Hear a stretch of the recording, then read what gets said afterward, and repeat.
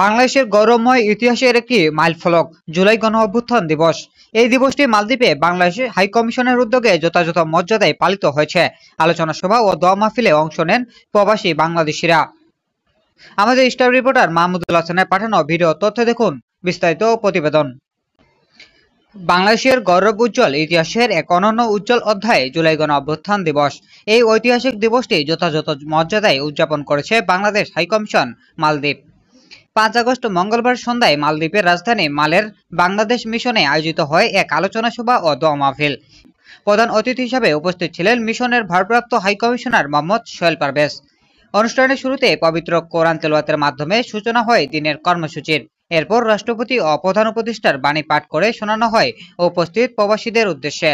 দিবসটির তাৎপর্য ও ইতিহাস তুলে ধরতে প্রদর্শন করা হয় একটি তথ্যবহুল প্রমাণচিত্র।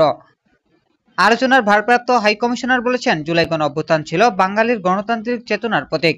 প্রবাসীদের অংশগ্রহণও ছিল সাহসী ও স্মরণীয়।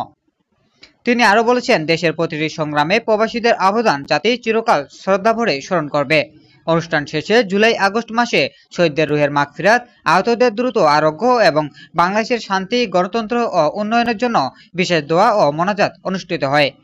আয়োজনে আরো উপস্থিত ছিলেন হাইকমিশনের কর্মকর্তা কর্মচারীবৃন্দ, মালদ্বীপ বিএনপির সভাপতি খলিলুর রহমান, রাজনৈতিক ও ব্যবসায়িক ব্যক্তিত্ব বাবুল হোসেন ও জহিরুল ইসলাম, সাংবাদিক, সামাজিক ও সাংস্কৃতিক সংগঠনের প্রতিনিধি এবং প্রবাসী বাংলাদেশি কমিউনিটির সদস্যরা। প্রবাসের মাটিতে বাংলাদেশের গৌরবগাথা স্মরণে এমন আয়োজন ছিল প্রবাসীদের মাঝে জাতীয় চেতনা জাগ্রত করার এক অনন্য উদাহরণ।